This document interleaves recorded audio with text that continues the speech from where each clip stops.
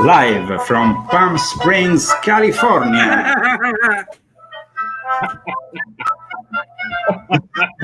We are definitely celebrating in our own way the 100th anniversary of the glorious Federico Fellini, who was, of course, a family friend.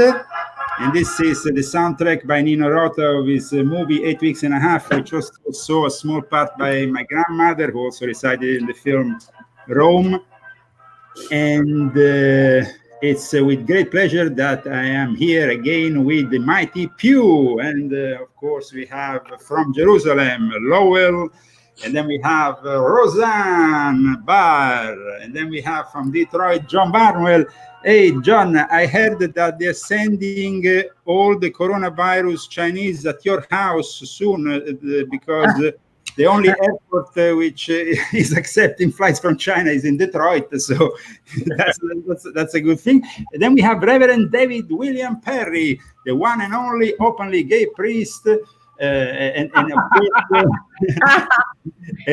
course, we are a team here of great eclecticism, and we are celebrating for that reason Federico Fellini, who definitely created and inspired so much cinema. And cinema without Fellini will not be the same, because he really created techniques that were really pioneeristic at the time. These days, I must say that in comparison, most film directors are a bunch of wannabes and don't have a clue on anything concerning real cinema. But that's another thing that we're going to maybe touch another time. Today, we wanted to discuss, of course, the ongoing coronavirus, which now has reached over 100 deaths. There is cruise ships which are kept offshore, isolated, with the people more and more contaminated by this coronavirus. And China doesn't want to really give the results of their test to show really the origins of this coronavirus. So that's very suspicious. And all this, of course, in a situation in which globalism, we will witness in the next few weeks the weakness of globalism. Because when you make your clothes in China, if you are an Italian company, or you make spare parts for your car, for your computer, Apple, and all of these things came to fruition because of one single man. One single man. His name is Henry Kissinger. And so we're going to have to discuss also with the mighty panel here, Henry Kissinger. We start, so I mean, these days, people think that the coronavirus will affect only China because that's where most of the cases are. But it will soon affect the rest of the world when you're not going to have all these things that were produced in China. And we got China to produce all these things because it was Nixon, and then the head of the CIA at the time, George Bush Senior, who decided to open up China to the world. And China, though, is not a democratic place. China is a place that is going to show all its weakness in the coming days, and it's already showing all its weakness. I mean, they are basically sealing people alive in their houses. They're doing things that are completely against the human, the respect of a human person, no? Because China is a godless society with no God. Is a society in the hands of communists, in the hands of a communist elite from the time of Mao Zedong. And actually, Mao Zedong, concerning Mao Zedong, there was the assistant director of Federico Fellini who was present at my birth at the Gemelli Hospital back on the 5th of March 1970.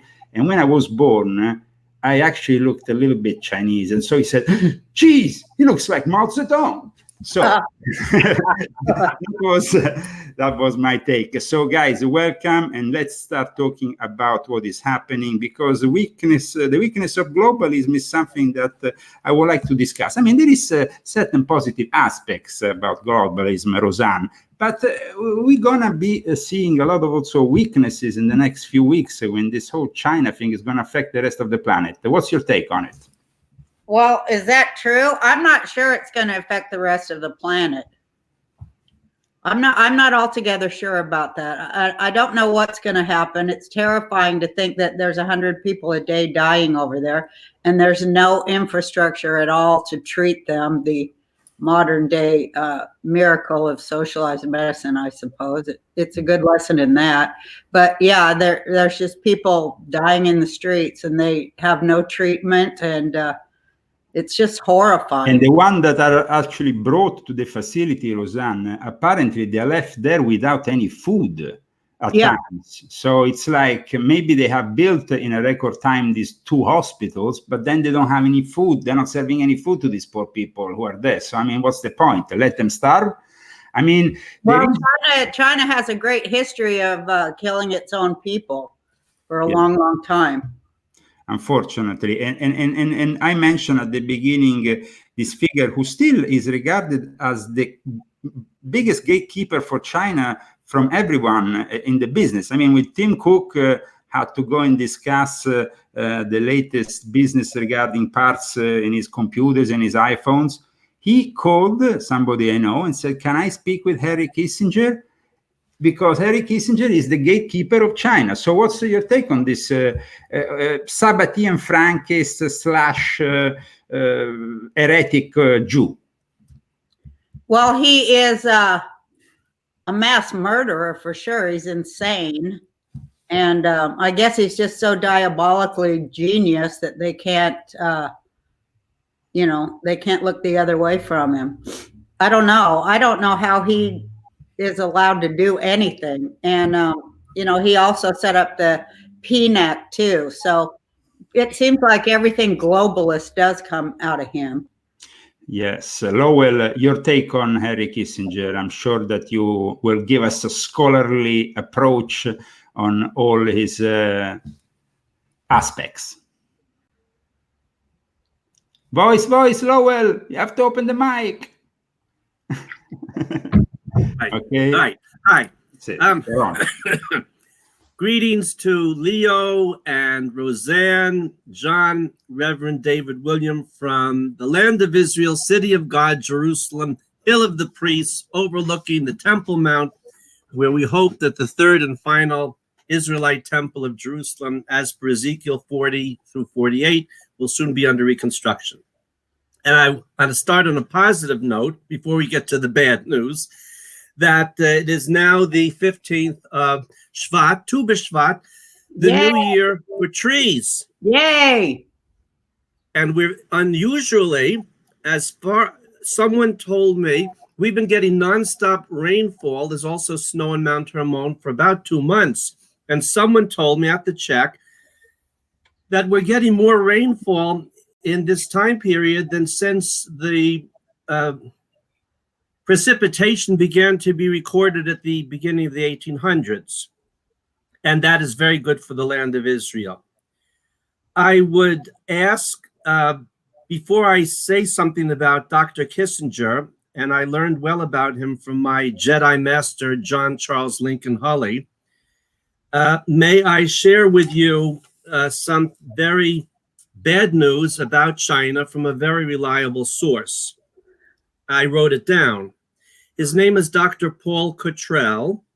You can see his YouTube channel and his website. He puts up daily updates about what's really going on in China. He has a degree in microbiology, among many other degrees, something like that. He knows what he's talking about. And I check him every day. I learned about him from Jesse Waltman of BP Earthwatch. He's located in Louisiana.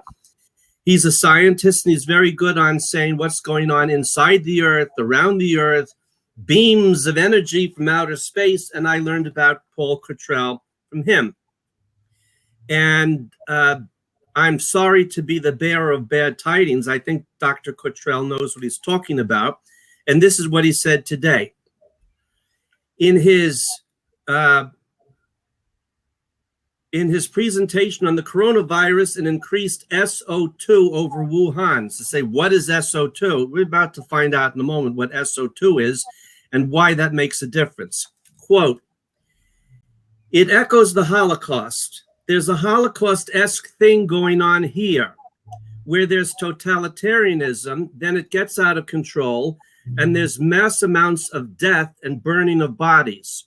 And as a fellow Jew, it shakes the core of my soul to see this happen. And I feel like I have to do something about this. So if someone can look into the sulfur dioxide increases relative to burning of bodies and just confirm that that is a signature of mass burnings, which I suspect it is, then I would appreciate it so we can have another data point on what's really going on. Because if there's that much sulfur dioxide over Wuhan, then the death toll is much higher, much higher than we think. It's much higher than 800. It's in the tens of thousands. It's, if not the hundreds of thousands. And I've been following Dr. Cottrell for about a week, and I know enough to know he knows what he's talking about. He's a very responsible person. And he is very agitated about the data that's coming to him and that he's putting out. Zero Hedge put out a report, was it yesterday, saying that 400 million people in China can't leave their homes. What's that, a third of the population? Going on a half? 400 million. I believe, I already had seen reports about Wuhan with the buzzards or there's a certain bird that eats dead bodies there with masses of them flying above the city. I saw the video. And now he's talking about an increase in sulfur, what is it called? Sulfur dioxide, which is associated with dead bodies. He says the amount above that city is far above the normal range. I'd like to hold my comments on Dr. Kissinger for more bad news, going back 50 years. And I'd like to defer to John and Reverend David William, having started off with that bad news, and I believe he's right, and then come back to it later, if that's all right.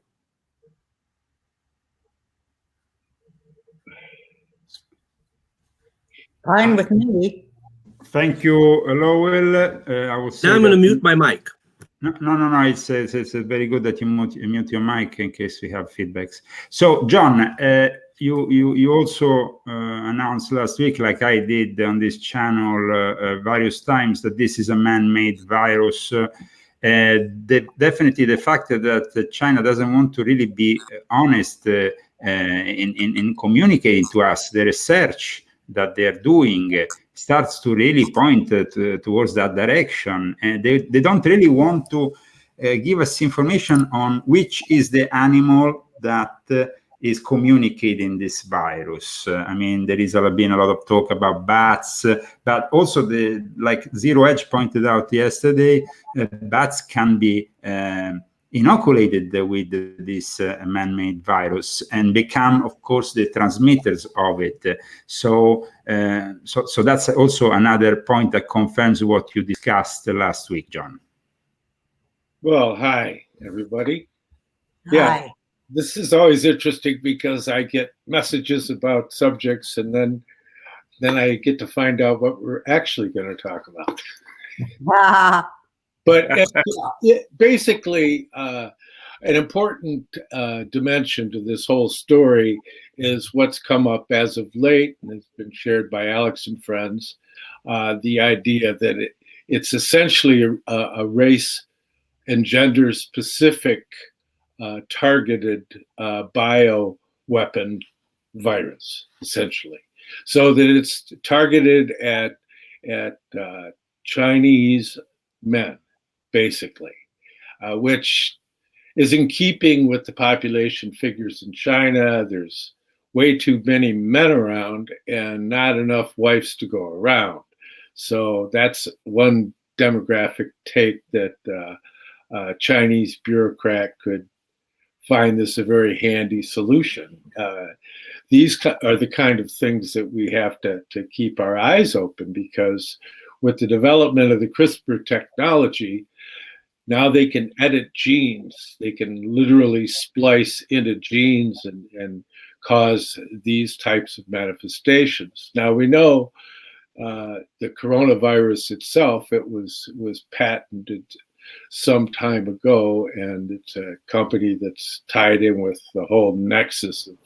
Yeah, I wanted to actually stop you a second on this point here, because some debunking sites have said, oh, well, it's not correct, there's no information about this institute in England. But in reality, when I actually went on the website of the institute, John, that you mentioned, which is connected to that aristocrat, member of the previous Security Council and all the rest, they actually are admitting to some extent their involvement. Well, I mean, all you need to do is look at the patent document that I posted and see who holds the patent on coronavirus. And then you get into saying, okay, well, who's involved with the Wuhan facilities that were nearby that could have such a thing on hand. And when you start connecting the dots on it, yeah, they want you to talk about bats. Bats have been around forever. And bats are interesting in terms of virology and bacteriology and all that, because they have very different immune systems than we do, so that they can tolerate higher levels of pathogens than we can, for reasons of biological resources, whatever gets too complicated. But when you get into what's come out from India, from the scientists in India, they're very specific about this, saying that they were able to examine it and find markers for gene editing, and also have overturned the view that is a race-specific, gender-specific pathogen, and that it's a targeted bioweapon. And so I guess, that being said, what Leo said about Detroit, yeah, we have a major international terminal here with a lot of traffic from China. And because it's news from yesterday that they said that the only terminal in the US that will be kept open with China is Detroit. So, I mean, it's incredible that these people that don't want to completely isolate China like the rest of the countries have done, and they're leaving. I mean, once you leave one single airport open to this possibility in the US, you're basically welcoming the virus for the whole of the rest, because then you can't control it anymore. One guy arrives in Detroit, then he goes to New York, then he comes back, he goes to California. So I mean, they are not operating in the right way. Now I have a question, a very specific question for Reverend David. This is of great interest. I have been following the work for many years of the late Father Malachi Martin, who was capable of reading the real first secret of Fatima. And he actually said these words, which are connected to the coronavirus. And I think it's very interesting that we connect also the first secret of Fatima with the coronavirus. Father Malachi said, because Fatima is a very apocalyptic message. It says that no matter what happens, there are going to be terrible wars. There are going to be diseases. Whole nations are going to be wiped out. There are going to be 3 days of darkness. There are going to be epidemics that will wipe out whole nations overnight. Part of the earth will be washed away at sea, and violent tornadoes and storms is not a nice message at all. So this is Father Malachi Martin, who died in 1999. We all know he was he was basically the secretary of Cardinal Bea. He himself was very close to Israel. He didn't defrock completely himself. He kept the oath of chastity, but left the Jesuits and came here in the US to work as an exorcist for many years. And Father Malachi Martin did some excellent work. So, Father David, what do you think of this unheard, and the majority of people now have the official version of the First Secret of Fatima. That, of course, is a wish-washed version that was put together by Ratzinger and his associates. What do you think of it all? Oh, I mean, I've been following particularly John's posts during the week and finding myself sinking into more and more despair. I mean, are there no depths to which human depravity won't sink into? I was called naive, by the way, midweek. There were ministers fraternal, you know, when everybody gets together and there's a good bitching session without the laity being there. I was called naive because I didn't believe in all this sex trafficking to the, you know, the levels that it is. And I didn't believe in all this paedophilia to the levels that it is. And I still find it staggering. The fact that people may manufacture these diseases, these epidemics, I mean, it's no surprise. I mean, the good father had prophetic gifts. He studied the supernatural his whole life. He made lots of people very uneasy because he had a very matter-of-fact attitude to it all. You know, his work is, I mean, we both share a passion, Leo. We both like Montague Summers, but he's an eccentric at the end of the day, whereas Father Martin was not, which is why he was ostracized to such an extent. People simply didn't want to listen, and I suspect they still don't. I mean, let me add an aside there.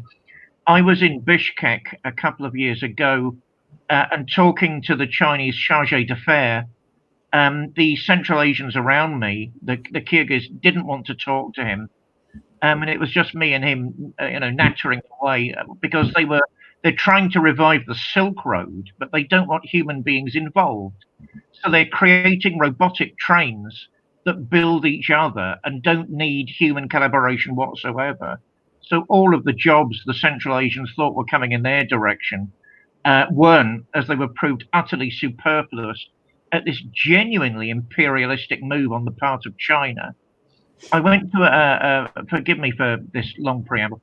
I went to a supper that evening with an old friend of mine, Sultan Rayev, who was a very senior government official and a dramaturg. I mean, a playwright, a dramaturg of immense skill. And I said to him, well, did you hear what I was talking about to the Chinese chargé d'affaires during the day?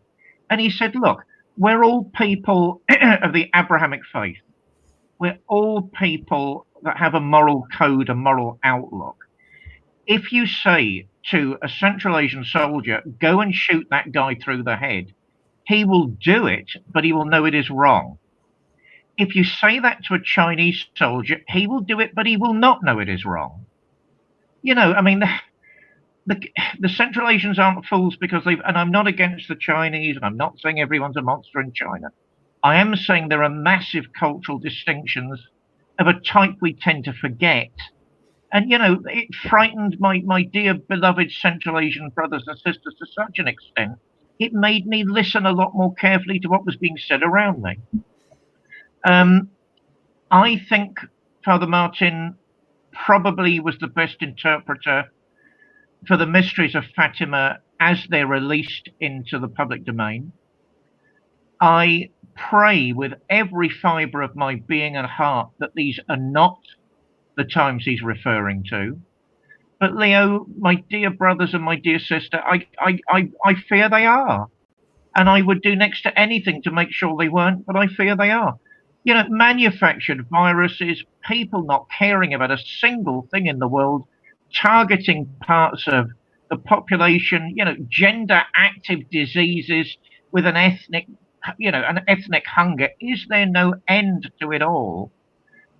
Father Malachi must be read a great deal more carefully, but they're only still partially in the public domain, Leo.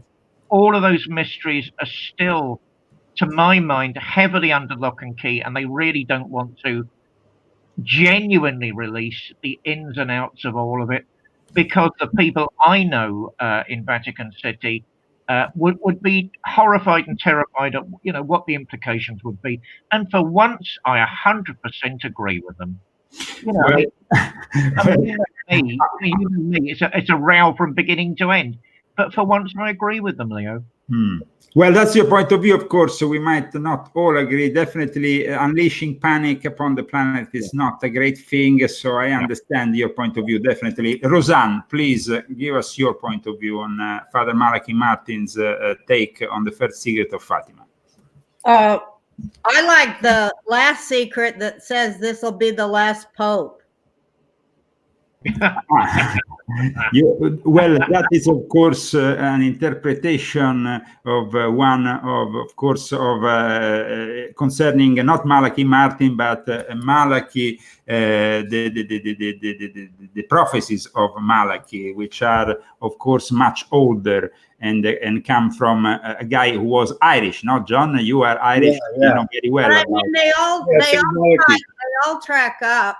I mean, if you think of UN Agenda 21, think of the UN, absolutely, and think of the Pope, then it really makes some sense because it describe accurately these times. The governor of Florida just blocked Agenda 21 down in Florida. I saw that. That's amazing. I don't know. So what is happening in Florida, John? Well, Agenda 21 is the educational format of the United Nations. And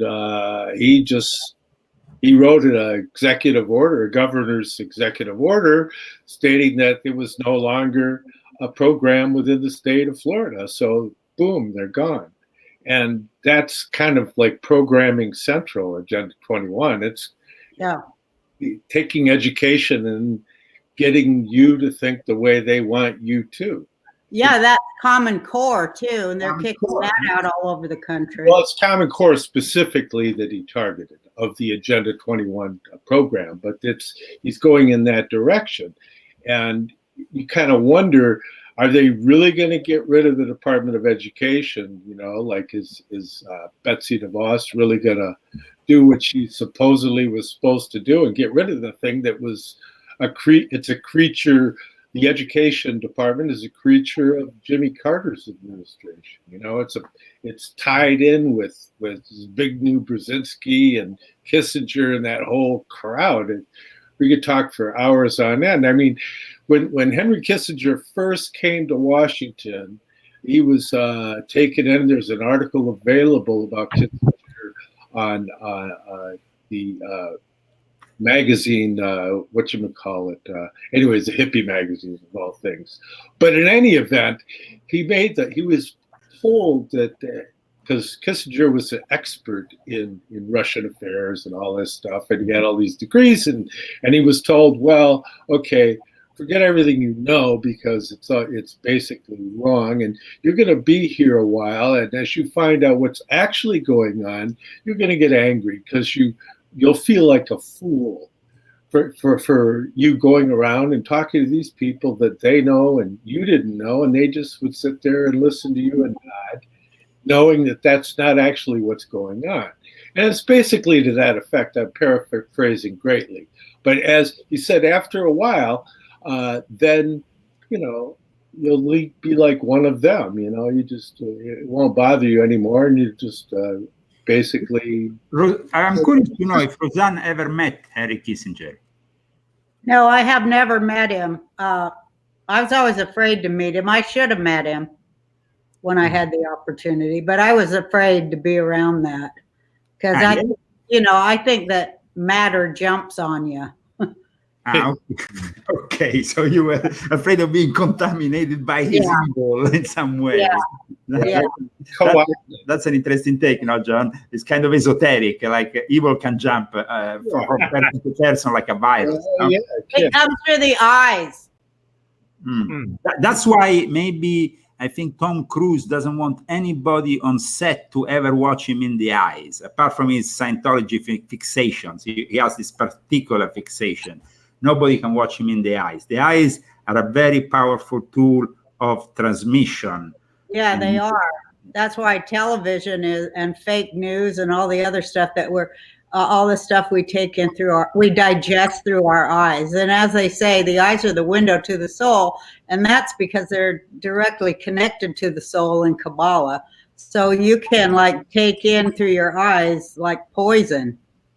So I do avoid people, but everyone says I'm eccentric anyway. Well, in reality, Kabbalah comes, remember, from the word kibbel, which is like reception, tradition. So it's about receiving something. No, Lowell. Yes, I don't know where to start. You mentioned Henry Kissinger, but I always like to put things in a biblical timeline and prophetic perspective as I understand it. Now, you've just heard what Dr. Paul Cottrell said he thinks is going on in Wuhan, and that's just Wuhan, where the number of deaths may be in the tens of thousands or hundreds of thousands. And he's not a person he's very conservative when he speaks. So how does this fit within anything? If I'm understanding what's going on right in terms of prophetic history from our point of view, we are in the last 2 years of the Shemitah year cycle, 5780 and 5781. 5780 is 2019 to 2020, and 5781 is 2020 through 2021. It seemed, according to Jeremiah, the final redemption will dwarf the redemption of the Israelites from Egypt. It will be a global redemption for all peoples from every Egypt.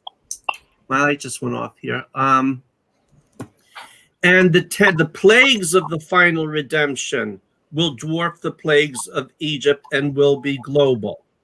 Now, having said that, where are we? What happened last week? We had the phony impeachment process that was finished. We had the SOTU, State of the Union address by President Trump. You could say that those letters stand for something else. It could be the spirit of the Union address, the soul of the Union address, the spirit or soul of the Unifications address, or the Shiftei Yisrael of the Unifications address, related to the unification of the 12 tribes of Israel. And as I've said before, I believe the primary branches of the 12 tribes of Israel, aside from the children of Judah and Benjamin, those who have come back to the land of Israel, the Pashtun in the east, in Afghanistan and Pakistan. That's about 50 million people, 25 million in Pakistan and Afghanistan, and the Anglo-Celts in the west. Now, this is a belief. We don't know until Elijah will come with the Messiah, who's what. But that is what I believe. So in order to destroy the Erev Rav that we've spoken about before, and Amalek, this requires the combined power of good people in all the tribes and the entire world. Now, President Trump, his mother is from Scotland, Mary Ann MacLeod from the village of Tong, the island of Lewis and Harris, the Outer Hebrides, Israelite Scotland forever. That's my belief. And he may very well be Mashiach ben Yosef. He's certainly more than just a politician. This is a prophetic figure. What did we read about yesterday? Because we also believe that the unfolding of world events follows what we read about in the 52 readings from the Torah as we go through the cycle year after year. Yesterday, we read about Bishalach. Israel goes out of Egypt to the Red Sea. Pharaoh follows them. The Pharaoh and the Egyptian army are drowned. Some sources say Pharaoh wasn't drowned and repented afterwards.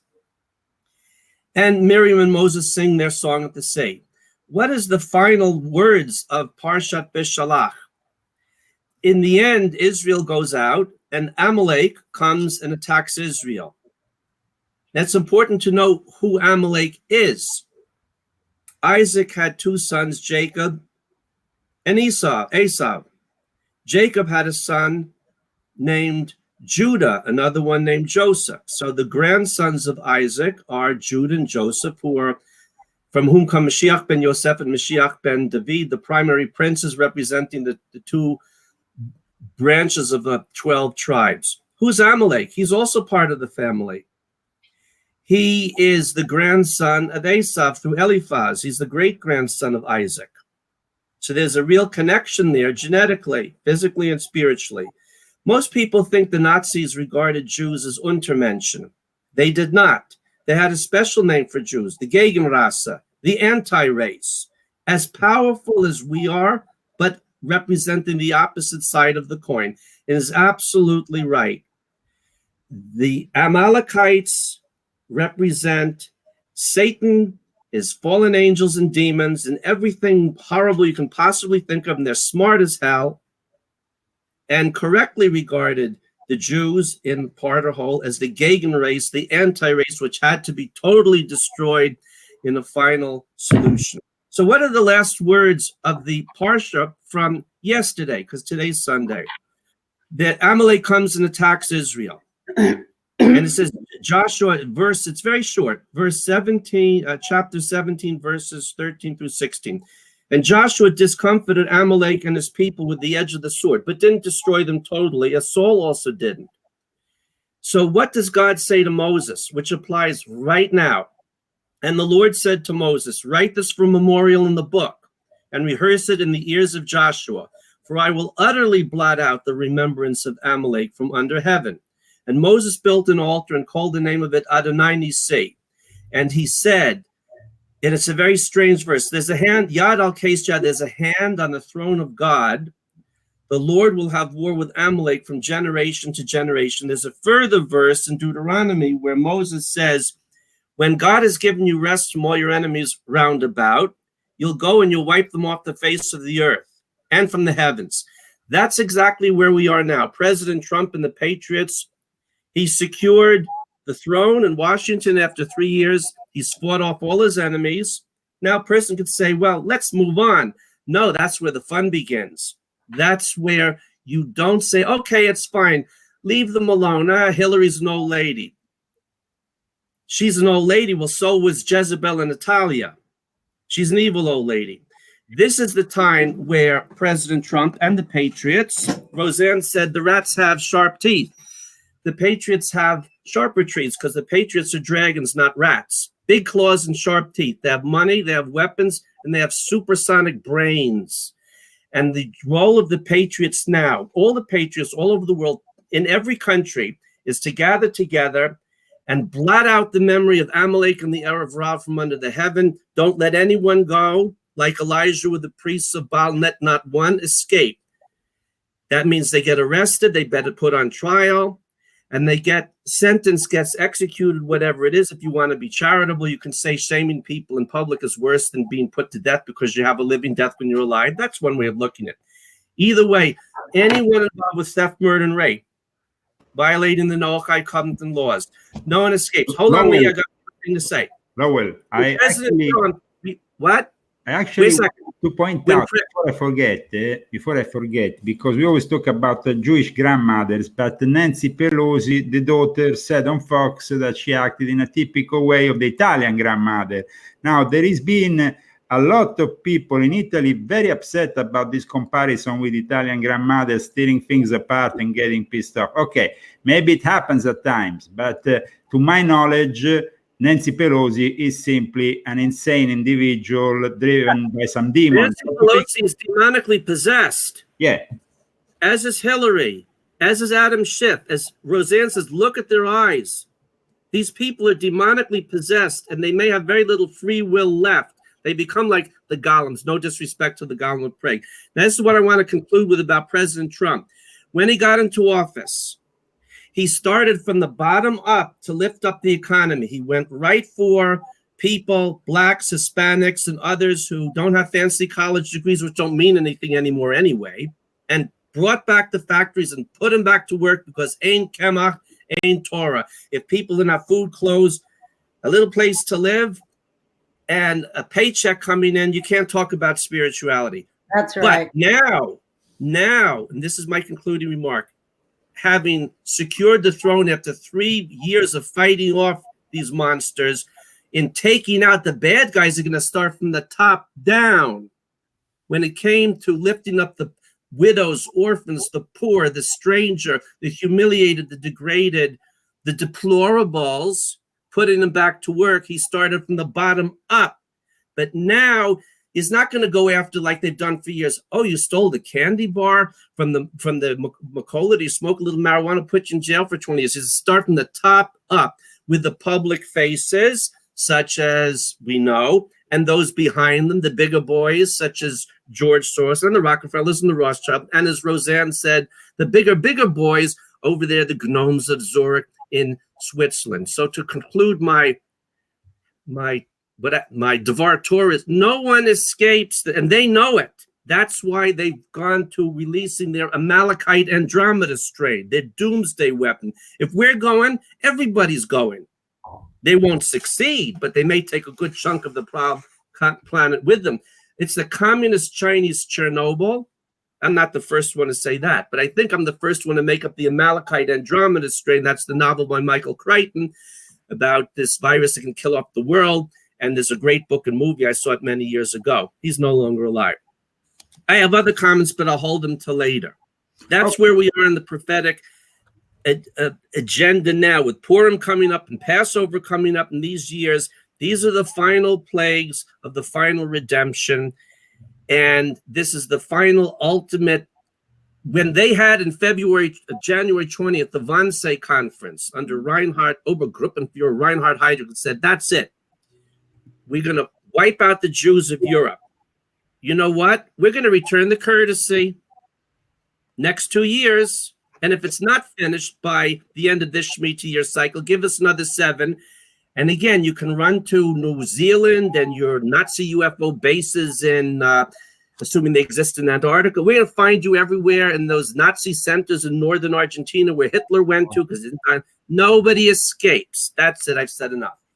Well, actually, it seems to be a little bit in line with this new TV series where Al Pacino and a bunch of stormtroopers go after some Nazis in some improbable ways. But I mean, it's obviously fiction, but it's also reality, because after the Second World War, there was a lot of Nazis protected mainly by the Catholic Church who got away with murder, escaping in South America, most of them. Others, of course, even here in the US, if they were regarded as an asset, they were used even by NASA. We know that then the war, the enemy became communism rather than Nazism. So let's discuss a little bit the subject that I initially pointed out today, globalism. And I will start with John. Is it a good or a bad thing, globalism, John? Well, first you have to come to terms with what it means. And the way I tend to look at it is because that's where I base my worldview, is coming out of Christology, or the doctrine of Jesus Christ. And if I fail in that regard, that's just my purely human failing. But if you look at those that are posing as representatives of that impulse within the world at large, and you look at Rome, you see that you have two entities. You have the Holy See, and then you have the Vatican. They're not the same thing. The Vatican, as we know it, came into being in 1929. It's kind of like in Godfather, where Michael Corleone is meeting with all these big, powerful people in Rome, and he's starting Immobiliare, the real estate company. That's basically the Vatican. Well, there were various stages. I would say the first stage was actually the recognition of the Vatican State a few years earlier by Mussolini in the Lateran Pacts. But I'm speaking in terms of contractual relations between governing bodies of what we'll call the plenary oligarchy. Yes. The global oligarchic presence, which is what everybody's been making reference to, but they don't like to be spoken of directly. But they have various organizations and foundations which they function through that are extra national. But in essence, basically what you could say is, well, it's confusing to people that we have two popes. We have Pope Ratzinger, and then we have Pope Francis. And Pope Ratzinger, Pope Benedict, he's cool. But actually, it fits. Sorry if I interrupt you, but the Lateran Pacts of 1929 are the incipit of all this because Italy basically recognized Vatican as a state. And I think that is a big mistake. It was a big mistake by the Italians who had fought against the Vatican state to unify Italy because it was in the middle, no? And in fact, a couple of days ago, I had a chat with the son of a former Italian prime minister who died in 1999 in exile, Bettino Craxi, his son Bobo Craxi. And I actually said, I think, and his father in the early 80s renewed the Lateran Pax for Italy. And I said, listen, I think that, okay, Italy got maybe a little bit better deals than he got at the time of Mussolini, but your father was still too indulgent in giving these people something that they shouldn't have in the first place. What does, I mean, the word of Jesus have to do with the implementation of a state? Yeah, that's the challenge, because going back to the line that I was drawing, you see that essentially, as the spiritual head of the church, it's still Pope Benedict. See, that's what people don't understand, is that what Francis has done is he's taken over essentially the Roman Empire. He's the emperor of this whole super state that we'll call the Vatican, and the separation of the spiritual powers goes still to Ratzinger, but he's basically held under essentially house arrest. Yes, and actually the last week we have news that I put through on my website regarding Father Georg, his secretary. Oh. He has been sent away from the Vatican, basically sent away from his previous position as head of the papal household because he has failed in isolating Ratzinger from scandals when he agreed to get Ratzinger to co-write this book, co-sign this book with Cardinal Sarah regarding the celibacy of priests, which for some reason made Pope Francis shout so loud that everybody in the Vatican heard him. And this is it has been confirmed by various sources. So the secretary of Pope Ratzinger, Father Georg, has been sent away, and now Ratzinger is on his own, because without his own secretary, without Father Georg, and it is really like he's being isolated even further. And he had this vineyard that was destroyed, literally destroyed the last month. They went there and they destroyed his vineyard. I mean, it was very important for let's say, even psychologically for Pope Ratzinger, who is a very old man, to have this vineyard. He would go and check out every now and then, and they just eliminated.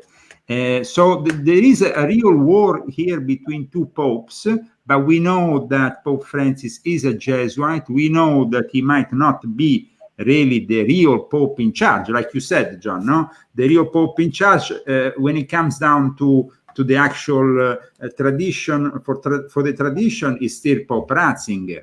Yes, of what people like to think that the Catholic Church represents, it's still Pope Benedict.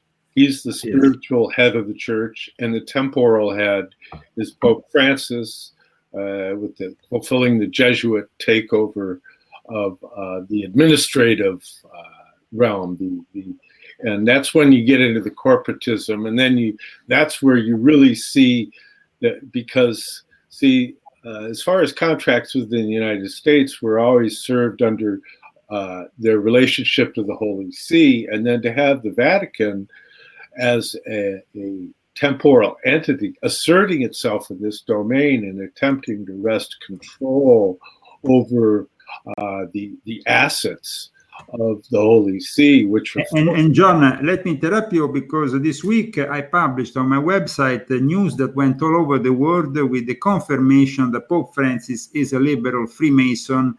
This confirmation was given by an hermit Franciscan monk, Brother Bugnolo, in an article that cites, though, a very credible source, somebody within the Argentinian intelligence, who went on TV, and actually I also shared the video, the original video from 2017, in which a phone call between two representatives, one of the Vatican intelligence, the other one from the Argentinian one, discussed the fact that the Pope was indeed a Freemason. And so we have also this other thing, this. Yeah, that's the other, because see, when you start getting into corporate law and all of that, then you have to involve London, see, because they are basically the administrators of corporate law that are actually licensed through Amsterdam and in Holland. If you dig underneath the paperwork of all existing corporations, you'll find that they've all received their corporate status through this particular organization in Holland. And we know that the Duke of Kent, who is the Grand Master of the United Grand Lodge of England, his son actually converted to Catholicism and married within the Vatican. So breaking with the Protestant tradition. I mean, most of these Protestants, like Tony Blair, serving the Vatican beast, in the end become Catholics at all effects, and just like Jacob Frank back in the days. So they get awarded, no? Roseanne, please. Well, let's not forget that everything about the Vatican and the Pope is really tied up with the UN, because the Pope is the big decision maker of every program that emanates from the UN. And also the World Health Organization and FAO, the Food and Health Administration, their administrative headquarters are in Rome. People don't know that all those conferences we have seen in the last few days, those updates from the World Health Organization, were actually conducted from an office that is in Rome. And it's only 500 meters from the Colosseum, and not so far from the Vatican, of course, but it's also very close to the other important headquarters of the Vatican, which is in San Giovanni in Laterano, which used to be the previous headquarters of the Vatican. So the Vatican definitely has a say even in the World Health Organization. Yeah. And people don't know that. America, too, in the United States, the Catholic Church is like pretty much in control of our health care. In the US. A lot of people nowadays are afraid of discussing also another big problem that has surfaced not so long ago with the NHS in Great Britain. And Father David probably has heard of this problem when a close friend of Jeffrey Epstein gathered information about every single NHS member. So then this information could be sold and utilized by private health organizations. And a lot of people in Great Britain fear that going out of Europe means then embracing the private health lobby in the US. How realistic is that, David? Firstly, apparently, I've got to say hello to my dear friends, Mia, and my Gideon family, my godchild, and sorry, I've just been told to say that. So, Anthony, okay. That's good. That's good. Oh, I mean, Leo, Britain isn't what it, it's not what it was. I mean, it's a bit like we're living in a third world hurricane state at the minute. That's not a metaphor. There's a hurricane blowing around my planet at the minute. Hurricanes have hit the country, apparently. Oh, the health service. You've got to remember that was founded. It was actually a Liberal Party idea that the socialists stole. They tend to steal all the Liberals' ideas and then try and do something with them after dumbing them down a great deal. It was put into place after the Second World War in its fetal form for one simple reason. The elite were frightened of all these young men coming back who knew how to fight, and they all had guns. Miracle of miracles, there's a health service. And I think the powers that be, and I don't mean for once the monsters, the demons of Downing Street or the monsters of Westminster, for once I don't mean them. The real elite are quite interested in turning the health service into some sort of self-inducing medical system. No, I mean, what was once a great treasure is very, very quickly turning into an inept and a rather terrifying monstrosity, you know, which I don't think can be stopped at this stage, because nobody's really got the health service at its heart. You know, that the fact that you can have free medical advice on entry and sort everything out from there, which of course... But there is also a lot of hypocrisy. I'm showing here on the screen Mick Jagger of the Rolling Stones, who comes to the United States and pays for heart valve replacement surgery instead of using England's socialized healthcare.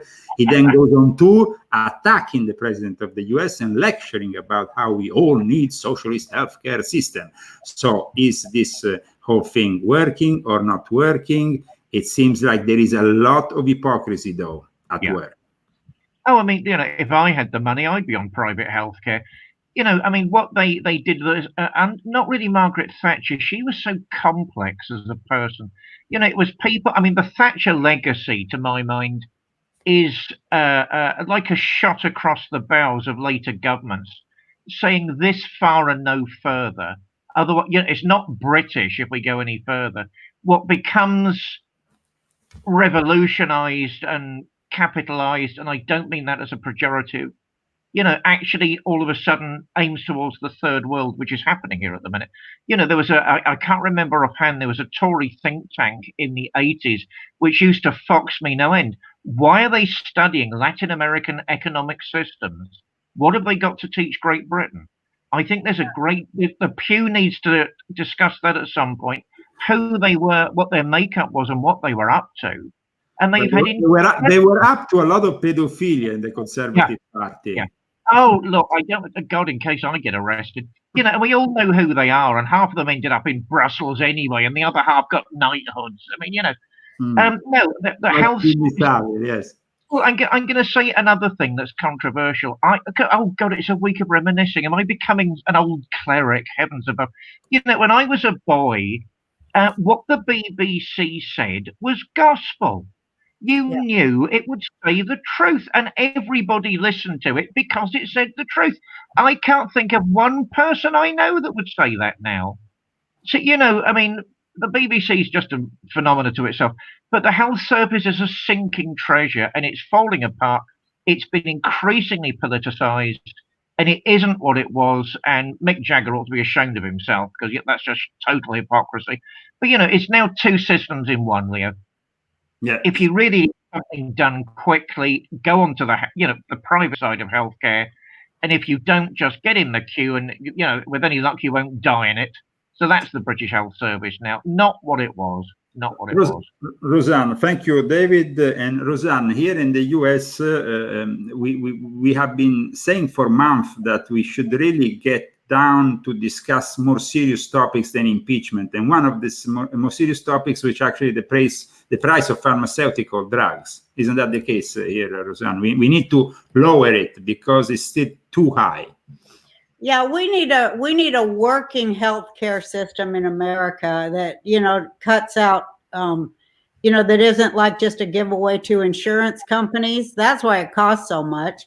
I think that Trump will figure it out, or I hope he will. I think he'll end up being the healthcare president, because all you have to do is just look, like I always say about capitalists, the thing that bothers me about them and capitalism, though I am a capitalist, I'm not saying that I'm against it, but it never seems to factor in the true cost to human beings in its you know, when it makes its books, when it keeps all those records. It never factors in the health of well, I always say the children of this world ever. And so that's a false, that isn't real capitalism. It's a false something else. And, you know, because you have to be aware of the cost, or otherwise, why have money? So I think, you know, Trump is doing a lot about the Federal Reserve and our economic system, which is long overdue, to reboot that so that it works for people. And healthcare is a large part of that. I mean, United States in our country, this fight over healthcare has just been going on for decades and decades. And all they do is just first they take the first cut off the top, and then, the next amount of the fake cost is, not factored in either. It's just the cost of not having health care is far larger than a workable system. So Rosanna, is this everything you said? Is it really helping Bernie Sanders? Because it seems like Bernie Sanders, Matt Bernie, is actually getting in control of the Democratic Party because of this issue mainly. Yeah, it is the issue. Right after war and inflate and fiat money, currency, all those things factor in with healthcare too. It's just a sham. When you break your arm, you go, oh, I want to go to the doctor, but they've got us thinking, oh, I've got to call my health insurance guy. I got to call my insurance guy. I broke my arm. It's just ridiculous and absurd. It doesn't work, and I think Trump needs to give some time and energy and thought to that. And let's get something that works for all the people of this country. And then the whole world will copy it. But it shouldn't, you shouldn't have to pay the insurance agent to get your broken arm fixed. Well said, Rosanne. Lowell, in Israel, how do you work around these health issues? Well, I've been busy pulling up all sorts of stuff here. One of the great successes of the state of Israel, and I've said before and I'll say again, that the 70 years of the Zionist state of Israel from 1949 to 2019 is over, and we're now in the second 70 years, which I believe is the beginning of the restoration of the Israelite monarchy. And I want to say a little bit about what that means. But since we're talking, what? Yeah. Can I say? Please. Yes, this phase of the Jewish experience is called Orot, and that is the age of enlightenment and intelligence, and we're into that now. So a lot of these things, I think a lot of solutions will be uncovered. I think that they already have all the solutions, but they just have kept them from us, like a cure for cancer and all this other stuff. But which that to me is globalism, when they they totally own the information and the knowledge, and the people can't have access to it. That's what globalism is. But anyway, I'm sorry, Lowell, but it's okay. About the health, one of the great successes, because now that 70-year period is over, people can look back and say, what were the successes? What were the failures? Yes, we have to get rid of the remnants of the Erev Rav mixed multitude, Sitra Achra, Sabbatian Frankish labor Zionist dictatorship, which is embedded deep within the onion, right? Yes. Yeah. You know what I call it for shorthand? We can use this. It's the golem of Prague. That's what Judaism, Sabbatean, all of it. It's the golem of Prague. Okay, so what I wanted to show you was the amazing woman, Henrietta Zoll. For 1 year, I've been a volunteer at Hadassah Hospital in Kerem, Jerusalem. One of a single 5-foot tall powerhouse woman, Henrietta Zoll, that takes a dream, the story of Hadassah, created from nothing in 1909 what now is the world's largest women's organization, which is surprising. There are a lot of women in the world. The largest women's organization is a Jewish ladies' organization, and the world's oldest and largest. What do you say? Mostly Jewish grandmothers. Right. Back to the grandmothers we discussed last week. The Hadassah International Women's Zionist Organization's 2 books I got to read established a functioning Hadassah magazine.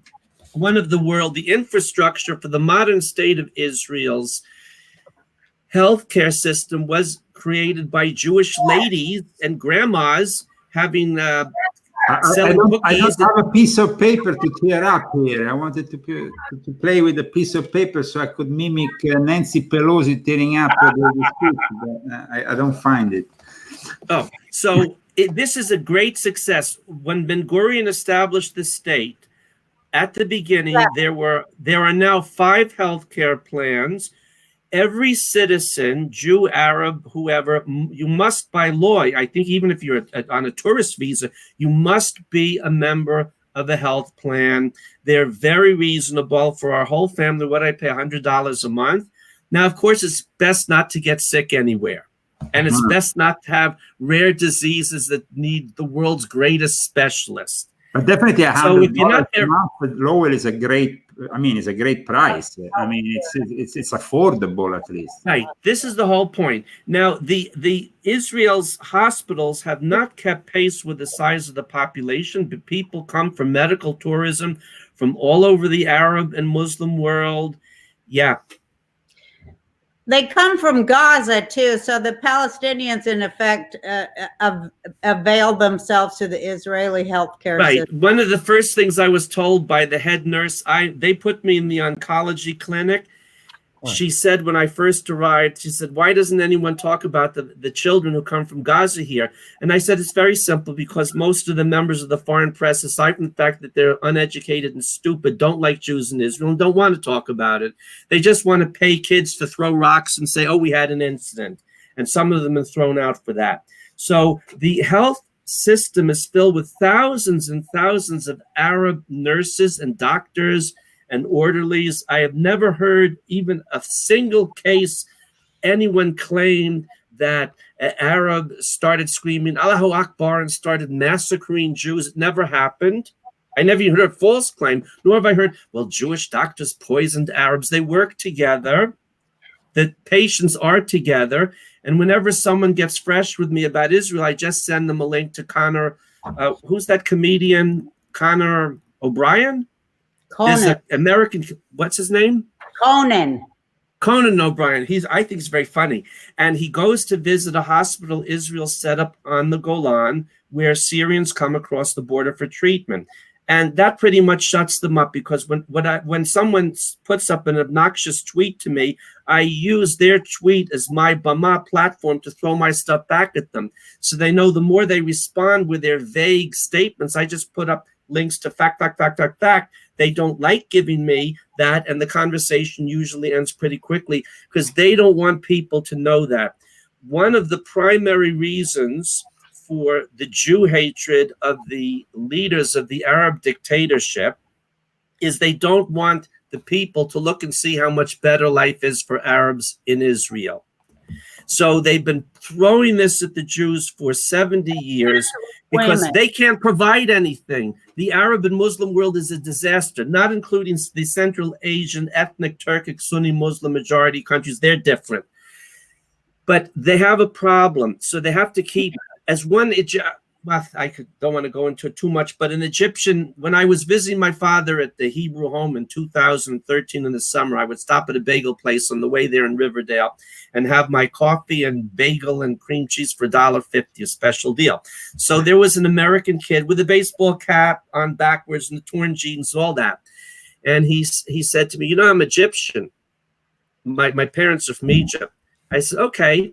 I'm from Israel. He said, my father and my grandfather can't lie to me anymore. I said, what?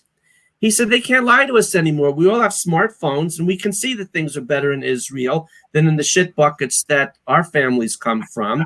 Yeah. And they can't lie to us anymore. They've been lying to us and lying to us. Now lying, you don't have to be an Arab or Muslim to lie. It's passing the buck and line started with Adam and Eve in the garden.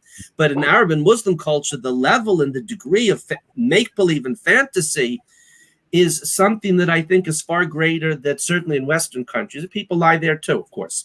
So he said, they can't lie to us anymore. All us kids just can look at our smartphones and see that things are better in Israel than for us. And there's a limit to how much you can blame our mess on the British, the French, the man in the moon, the Jews, and the Zionists. So that is that strikes me in Israel is, of course, you can see that people from of Jewish descent maybe occupy a land, they start growing things, and these things actually grow better than when you have Arabs in the same place, because growing things is also a product not only of something material, but also of something spiritual, no? Something that is brought out. Roseanne.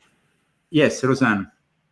Yeah, and tonight is Tu B'Shvat, the anniversary of the trees, and it's an ecological holiday, one of our New Years. We have 4 New Years during a year, and it's the anniversary of the trees and of the celebration of the fruits of the earth.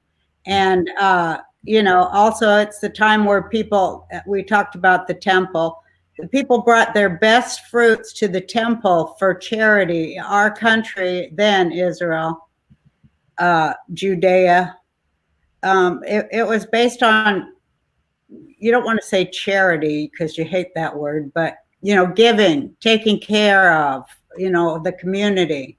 Now, And Roseanne, that's why it was so special.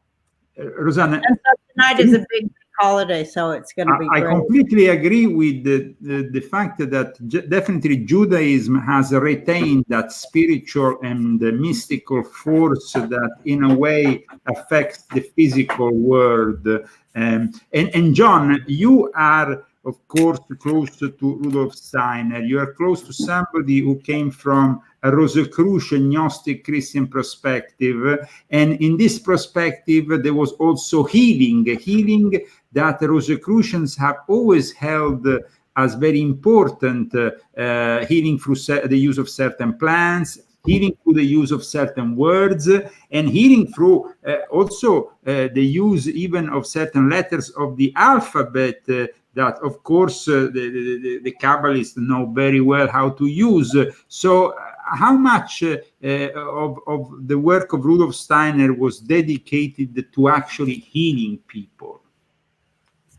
Geez, well, that's a huge topic. I mean, anthroposophical medicine is proven to be very, very effective, and it developed out of a series of lectures that he gave to doctors, and it's well worth investigating for anybody who's looking for some kind of approach. I think we've entered an age where people have to start taking responsibility for their own physical well-being through educating themselves, because now the capability is there and one can come to understand certain aspects of what health means. And so much of what's called disease isn't really disease, it's actually conditions that develop as a result of the proximity of certain things that aren't good for you. And if you can eliminate some of those things that aren't good for you, that's a good start. As far as all this stuff with globalism and global warming and all of that, and it's the year of the tree, yes. Well, many years ago, I went and planted 12,000 loblolly pine trees in Maryland. They're now 90 feet tall. And so I did my part. What have you done? You know, it's like, that's the way I look at these people. They sit there and they give lip service to all this stuff like Mick Jagger about healthcare. He's so full of BS. He comes to the U.S. to pay for the best healthcare, and yet he's recommending socialized, but he won't use it himself. You know? Right. Yeah, and getting into understanding Rudolf Steiner's approach to it, it really, Ehrenfried Pfeiffer is a very, very key individual. He's the one who brought biodynamic gardening to America, and he's actually a key figure in my first book, The Arcana of the Grail Angel, because what is a grail? It on one level has to do with the nourishment. What can we do to create a receptacle? See, because in order to have something, like another aspect of the word Kabbalah means to receive. And it's developing a vehicle that's capable of receiving the blessing, or to be able to make the immanent aspect of the God manifest in the world, rather than just the transcendental, oh, he's way off up there somewhere. In being able to experience that, and Kabbalah is called Shekinah, or Shekinah, as many people say in America now. But that's that whole idea of the actual presence of the working of God is seen in the world. And that's what the Ark of the Covenant was. It was a placement in the temple to where that relationship to the divine could be maintained. This has been overrun by crooks. By groups, of course, connected to big pharmaceutical companies later on. And Rosanna, you wanted to say something about it? It's Shahina. Yeah, Shahina. Yeah, I see it. Shahina. Pronounce those words well in the pew, otherwise you're gonna be. We have here.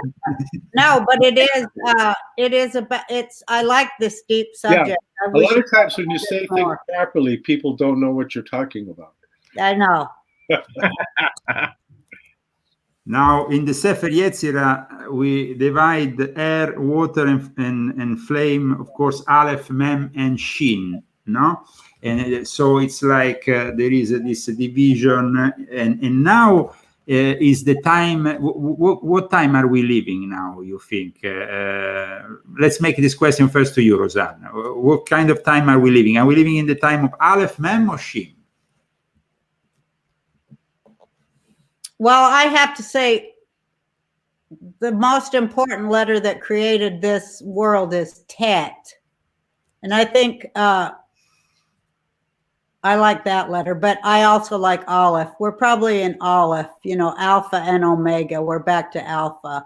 It's all about Alpha, and that's all about sovereignty. And, you know, I think sovereignty is the issue that they're trying to erase when they say globalism. They hate sovereignty of the human or the tribe or, you know, the community.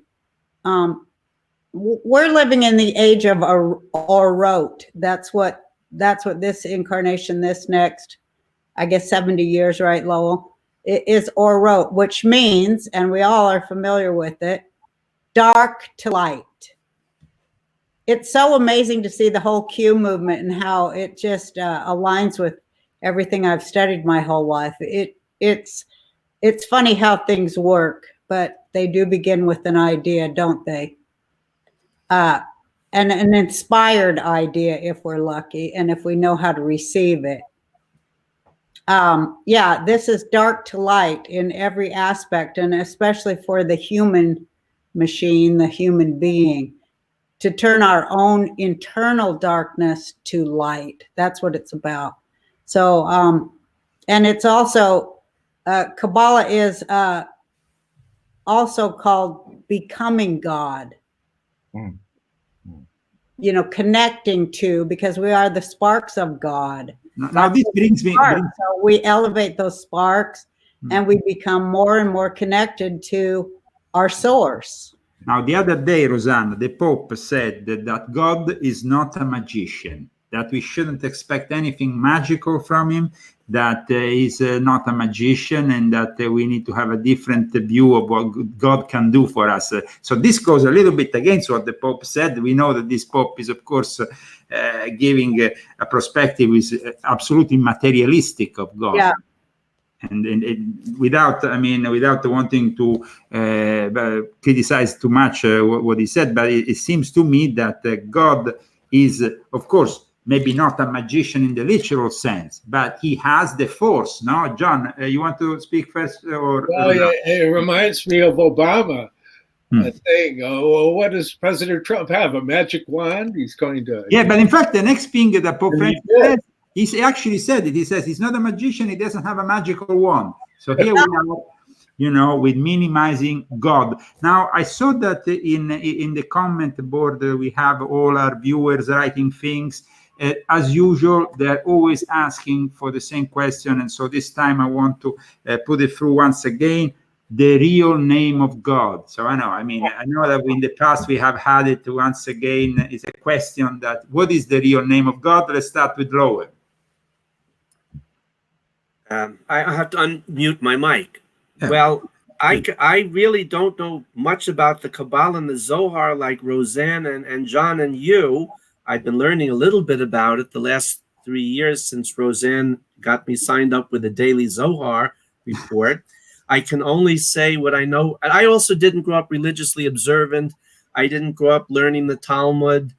I would like to learn it. I grew up in a religiously non-observant Reformed Jewish home. It wasn't that it was Reform. It simply was that my parents joined the local synagogue for communal purposes primarily. So my learning about Jewish tradition was through studying the Tanakh, the Bible.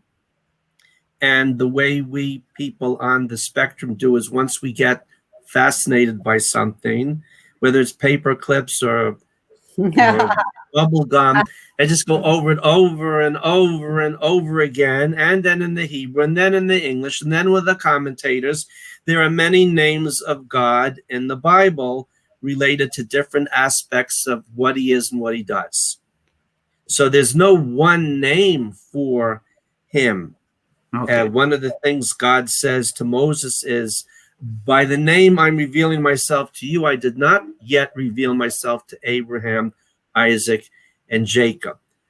I would like to add something here regarding God and what John said about the ark in the temple. And one of our teachings is, in order to get to you get to the future from the present, you get to the spiritual through the physical, and you get to the general through the particular, which makes a person able to focus. What am I going to do today? The butterfly flapping its wings in Tokyo causes the avalanche, for good or bad, in Argentina. So you mentioned the term globalism. Global, 4 syllables, a nice sounding word for something very evil. Because what is it in terms of bad globalism? And who's going to destroy it? You're going right back to, again, the Garden of Eden with Satanists, fallen angels, and demons, and Cain and Lamech, and the Nephilim, and the bad Anunnaki, some of whom may have definitely survived the flood. They're referred to in the Book of Numbers and other places. So globalism for us, the first anti-globalist was Abraham. Nimrod was the first emperor. And what you're really talking about, let's take that 4-syllable word and expand it. The Nimrodian, pharaonic, New World Order, Old World disorder, feudalistic dictatorship where a few people are the bosses and everyone else is a slave and a servant. Pharaoh and his slaves. As my teacher, John Charles Lincoln Hulley, said, who came very much from an aristocratic background like John Barnwell, from what I've read, he said, the first thing I want you to remember, as he taught me for 30 years, he said, is we view ourselves as a class. You may marry into our class, but otherwise you're servant class. We love our animals, we don't love you. Now, that's something that servant class people, especially Jews, court Jews in Washington, don't want to hear.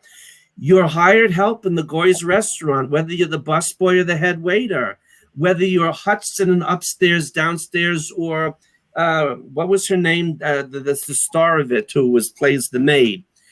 Jews who work in Washington, who are secretaries of state and undersecretaries of state and ambassadors with corner offices and chauffeur-driven limousines, don't like to be reminded you're hired help in the Goy's restaurant. He can tell you on Friday not to come back on Monday.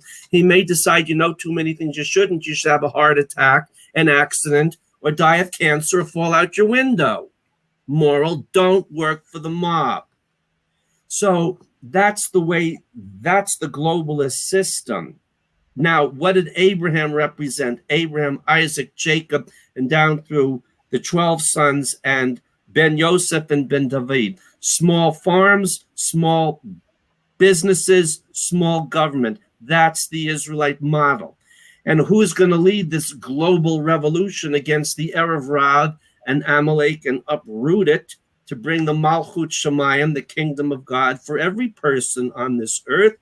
So every person will sit under his vine and under his fig tree, and no one shall make him afraid. No bully, no coward, no tyrant, no narcissistic, psychopathic sadist.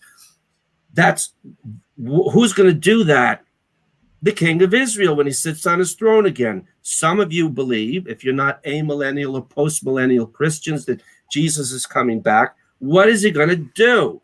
The answer is stated very clearly here, Hebrew, English, the Tanakh with the basic commentators in Psalm 72.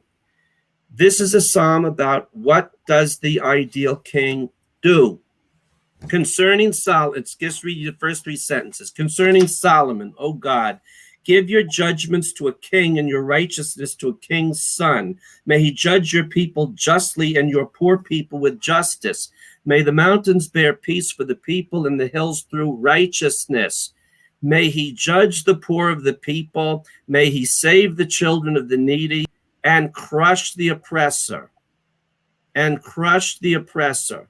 And crush the oppressor. And now that President Trump has been busy, like he made that meme or something of himself on Rocky's body, I heard an explanation, I think from Lionel Nation, said in the first 8 rounds, Rocky lets the other guy bang away at him and doesn't waste his strength. And then when the other guy is tired in the 9th round, he gives him a knockout.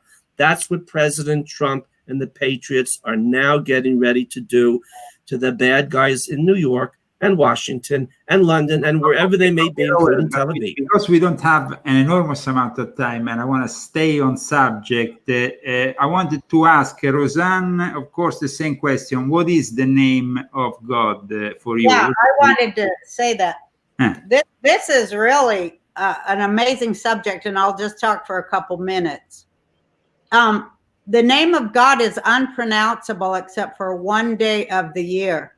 I'm able to say that name one day a year, and it's on a day of repentance.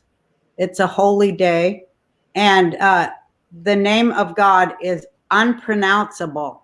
So it is taking that name in vain to suppose that you have, in all your arrogance, the right to speak it as it's part of normal language. It's not. So that name is known to only a few people who've studied a long, long time and have earned and worked to receive the ability to speak that name. It's a very holy thing. It's the holiest thing on earth. And it really sickens me to see it commonized, because it shouldn't be. Yeah. Thank you for your take, John. For this the Rudolf Steiner posse, the anthroposophical posse, as we want to call it in modern terms, what is the name of God? Is it a name, like Roseanne said, that can be only mentioned once a year, or is it something different? Well, paralleling what she just said, the inner workings of the Rosicrucian, the true Rosicrucian stream, not these clubs that advertise in popular mechanics or what have you, but the actual inner order of the Rosicrucians. When you're doing the prayers out of reverence, they don't mention the name of our Lord. And it has to do with being able to develop that whole concept, being able to receive. Again, I go back to the Grail. It's our capacity to receive that allows the miraculous realm of the world to be able to manifest on earth. And so that's, like, for example, when Rudolf Steiner built the first Gratianum, which was subsequently burned as a result of fanatic raving, kind of the Antifa of the day in a way, on an unconscious level. But that when the Sufi master Hazrat Inayat Khan went in there, just maybe a couple months before it burnt down, he walked in and he said, he looked at the mysteries that were displayed there, and he says, I can't believe this hasn't burned down. And it did. Now, one could say, well, is it his fault? Or is he just cognitive? Or is it just what he said is the case is that these things were so sacred that it was difficult for them to be able to maintain their place in the world.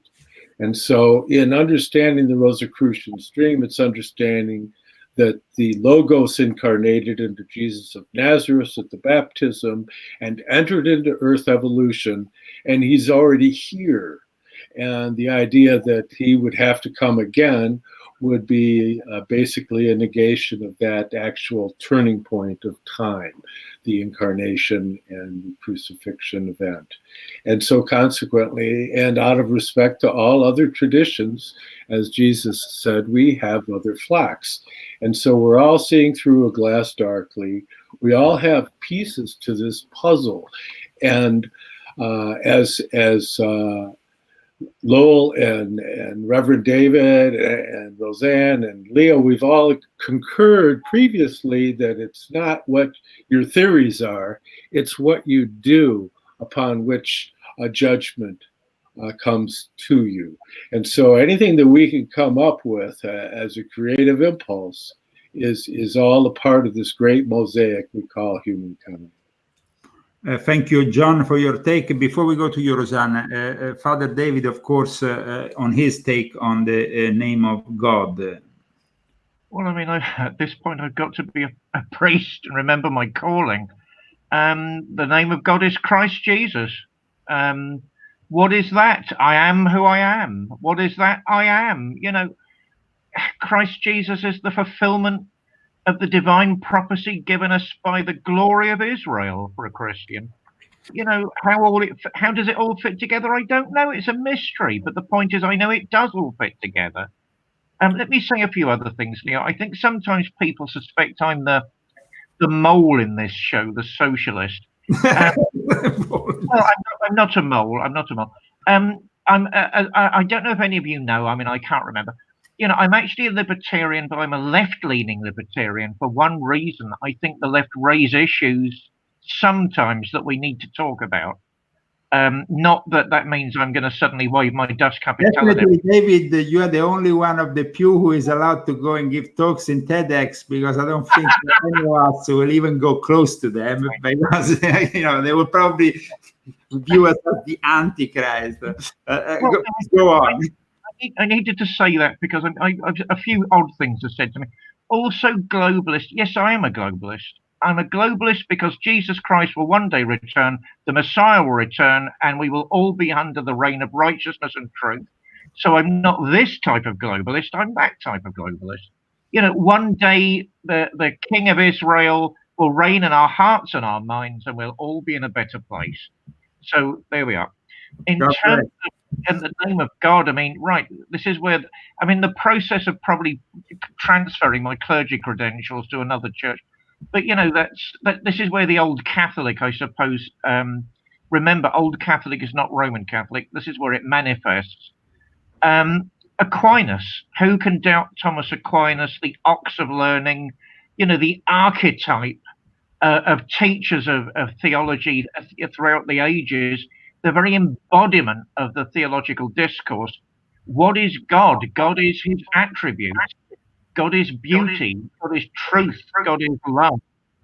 You know, how that manifests in terms of mystical names. I know in the Jewish tradition there's a mystical name.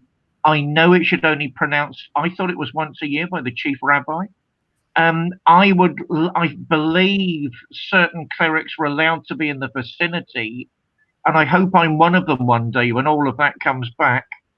You know, so in other words, how can those attributes, those divine qualities, be given in one name? I don't doubt they can be, but I would suspect that Roseanne is completely correct. We mustn't overuse these divine things. We mustn't cast pearls before the swine, and we must just allow these mysteries to unfold as the next couple of years, with all the terrors I fear are in them, are coming on us. You know, well, I don't know. What do I see? Globalism, schmobalism. I think we're all winning. You know, the fact that a show like this takes place on a weekly basis fills my heart with happiness and hope. And what did you say at the beginning there? A mighty panel. If ever there was a truth on YouTube, no, the name of God is being pronounced here and now by each one of us on this show, and his name is truth. And I'm honored to be a part of this project. Thank you so much. Please, Roseanne. Yes, the name is truth. Absolutely. And also part of Judaism is to internalize in your own body those attributes of God. And so this thing that I showed you, these are prayers in order to do that. So these 72 names of God are part of Judaism, and this whole thing is a prayer that if it's accessing the intelligence and the energy of the letters themselves, the letters that we believe God created itself. Yeah. So, there's holiness everywhere, but you can't step in the middle of it and then drag it through the mud, One thing, Rosanna, that I always love about the Kabbalah is the Ein Sof concept of without limits. Without limits, the infinite, everything. Yeah, nothing. It's nothingness. That something came out of nothingness. That's the big thing to think about a lot. How did that happen? How did something come out of nothing? And I give this reshit, this moment of beginning in Kabbalah, that is called reshit. So that is a very key moment, of course, the logos for Christians, personified by Jesus. The logos in Judaism, the logos is to put the attributes into you, to digest them, to receive them, and then to act them in this world. So that's what it's about. It's not just about worshiping some being out there. It's about internalizing all of those attributes of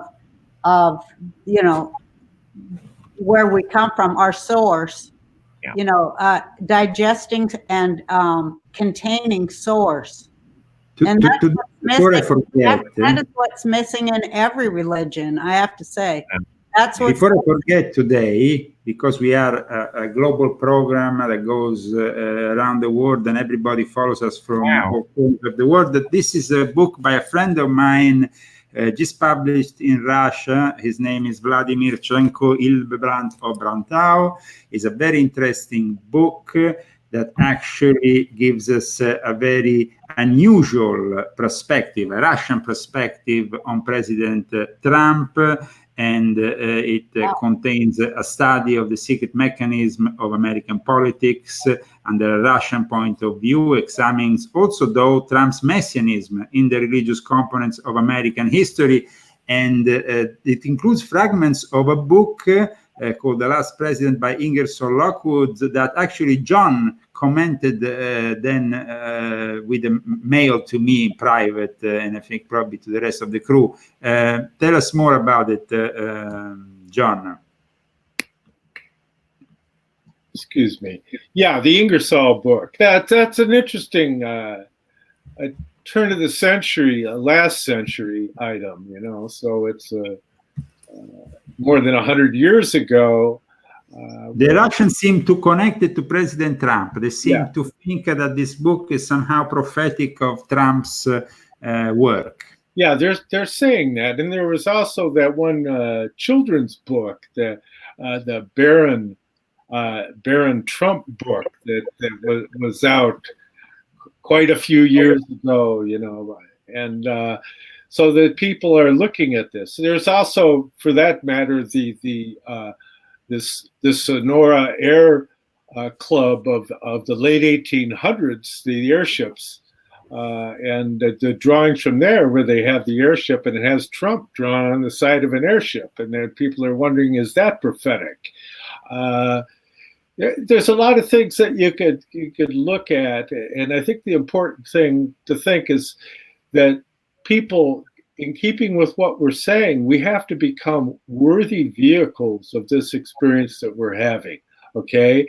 And stop putting so much on the shoulders of President Trump. We have to be able to be capable of being a complete human being. And that's our mission, That's our goal.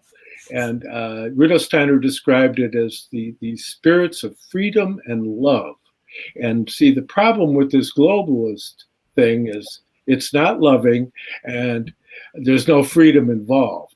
So that tells you right there that why people around the world are beginning to be able to get the big picture and see through what these people are running with the Pilgrim Society and Cecil Rhodes' plan of the imperialism and you know, the Imperial Press Conference was the site where they built the BBC building. So it's a continuation. So we've covered this also extensively on American Intelligence Media and Americans for Innovation. I won't get into all the gory details, but basically what I can say is because people are beginning to come into themselves as human beings, what it does is it creates a situation to where those systems are inappropriate. That a human being can't prosper within this weird corporatized plenary oligarchy, so to speak. So at some point, there's going to be a tipping point at which the power base shifts from the plenary oligarchy, and you become decentralized. What's happening? John, look at the monopoly. John, members of the panel, I announce you that I just open up. Sorry to interrupt, John, but I just open up the phone lines because I promise our viewers that we will have at least a few minutes dedicated also to their own questions. So as it seems like you're all willing to stay maybe another few minutes on board for the pew, we will probably take also some phone calls. So those of you who are interested, our phone number is 970-577-6369, and of course +1 if you're calling from outside the United States. Now, please continue. Okay. In any event, so I guess people have to realize, and there's a lot that can be done through nullification, through in our individual communities, like what the governor in Florida did about the Common Core education. He just said, no, we're done with that. And one person made a decision and it changed things. Now we can all be making decisions in our own lives, like trying to shift from supporting multinational corporations to supporting smaller businesses, for example. That's an incremental thing. There's all these things that can be done if you're smart about it. But one of the first things you have to do is become aware of it.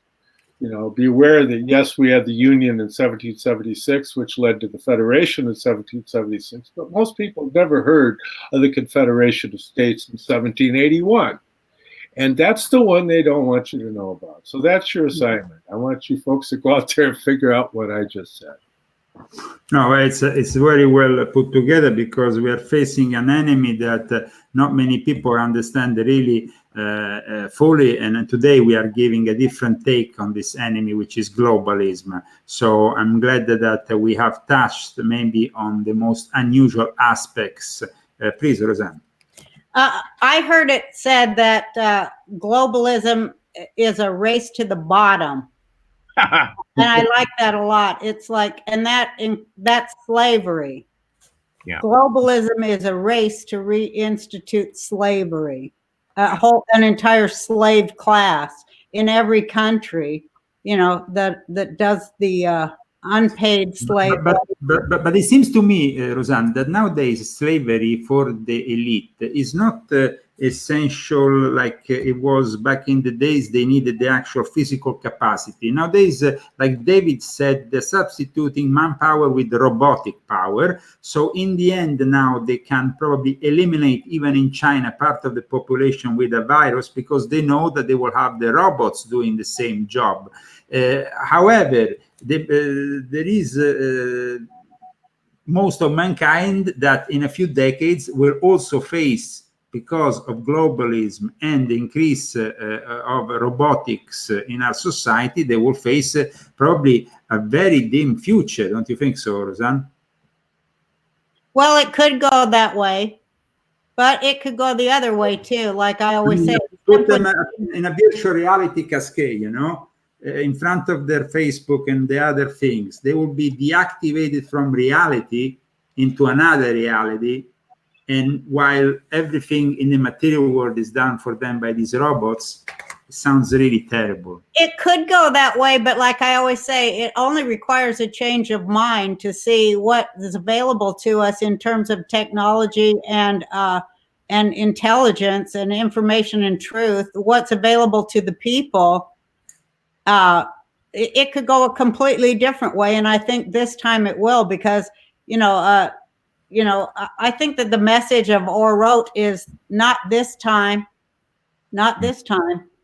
because I mean, we have gotten this smart, and we are very, very smart, and we are very, very connected, and we're very, very capable of making a world that actually works. And I think that that's what we're going to do this time.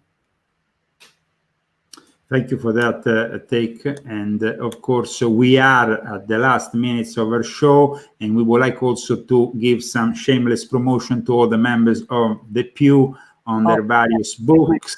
And we start with John. John, are you ready? Here you are.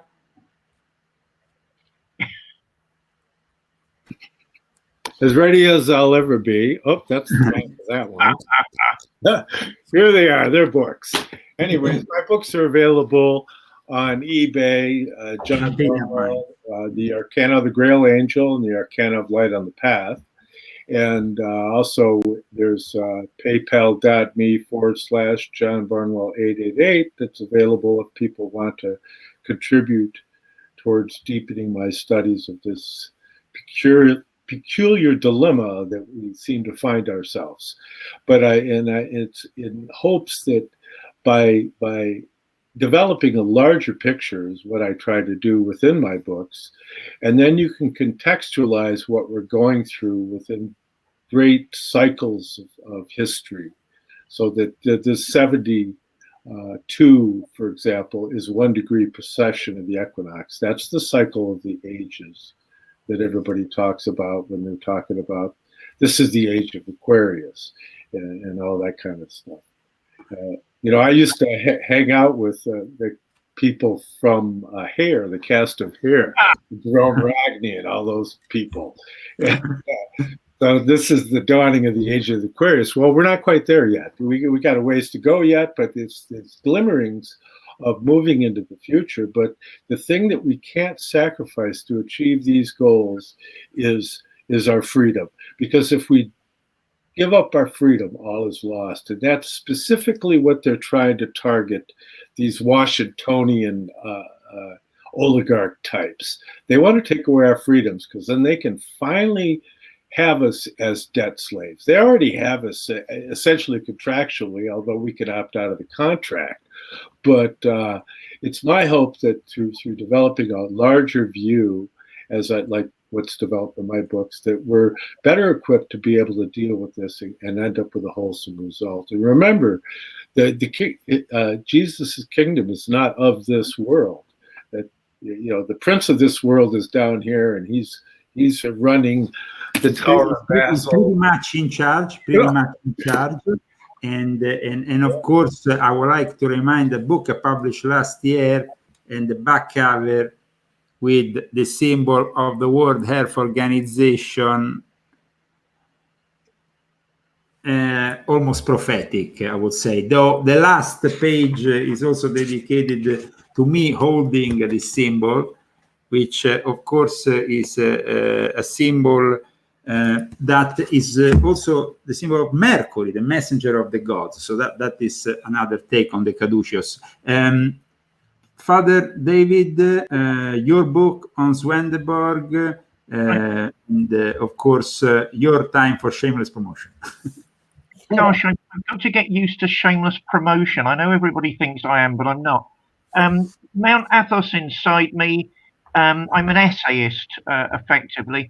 Essays on religion, Swedenborg, and arts, arts plural, because I look at the inspiration given by Mount Athos to theatre, to film, not so much film, which I explain in the book, paintings, literature, poetry, because it's been this unique and unending generator of creativity and freedom in European affairs. They have problems. I'm very aware that my more feminist-oriented friends don't like the fact that females of every species, and I do mean every species, aren't allowed on the mountain, because it makes icon painting difficult too, because they need hen's eggs. But, you know, that issue aside, and yes, I know it's a real issue, it's a unique cultural phenomenon, something we need to celebrate and study at much greater depth. And I didn't know Lowell at the time, but British Israelism actually came up in this book. I don't know what I think of British Israelism. I know there's a very dark side to it. I know there are very interesting ideas at work there, that somehow Celts and Western people are tribes of Israel. So I mentioned it in passing, but I certainly think I need to explore that a bit more in the next book, the next series of essays. But, you know, one at a time. This came out last year. It's got a cover designed by my dear friend, Haralampia Roschakov, who is not only a proper aristocrat, he's a distant relation to the Romanovs, believe it or not. But they were so far away, he and his family escaped. He's an internationally known and respected artist. He's Orthodox, Christian Orthodox. It's a beautiful cover. Apparently, Haralampy, forgive me if you ever watch this, his agent really disliked it because it's got crosses on the front. And of course, the last thing you're allowed to do is have a reference to religion. So this was his way of reviving a beautiful painting and crowning my book, I believe. Now, before I forget, you have had a small kind of confrontational problem with the Swedenborg Society that kind of didn't accept you in their fold, in their midst. You want to just talk second about it? You know, I'm not a victim. I'm an openly gay man, but I'm not a victim. I don't buy into this gay victim culture. I don't buy into victim culture. So you actually think that they dismissed your request because of your sexuality? Sadly, yes. I mean, there is such a thing as cumulative evidence. You know, I'm a fellow of the Royal Society of Arts, which rather puts the Swedenborg Society in its place. I sent in, all I wanted was to become a member, because I thought I've just written a book on Swedenborg, so I should become a member of the society. I wasn't seeking any glorious or lofty position, ordinary membership, so I could turn up to the bun fights, listen to some lectures, and go home with a glass of wine in my tummy. I got months of silence, and I knew something was brewing. And then an extraordinary unsigned email. You know, the unsigned bit always gives it away, referring to me as David Parry. Actually, I'm an ordained minister. Please at least be polite. And they just said, you're rejected. So hang on. It's unsigned. It's illegal to be homophobic in this country. You've not given any reasons whatsoever why you're rejecting a basic membership. It says on the website, all you have to do is fill in an application form and pay a fee. And as I say, the unsigned bit and the fact that there's an illegality to that in this country made me deeply suspicious that this rude response was really a blatant act of homophobia. I put it on the Swedenborg discussion group on Facebook. Sadly, some people seem to agree with me. You know, people just need to grow up a little. I mean, partly it's the gay. What is the gay community? I never know what the gay community is. You know, and I'm an old LGBTQ activist. You know, I've chained myself to railings with the best of them, and I used to go on all these awfully sort of robust marches. But you know, and the gay community can be its own worst enemy. You always see somebody in spandex or sparkly tights or something. You know, but you know, grow up. Here in America, we have Buttigieg for that. Yeah, I mean, yeah. God, I've got to come to America and run for presidency on that ticket. That is wonderful. Because it wouldn't work here. You know, but no, I mean, you know, actually, I don't think this will get.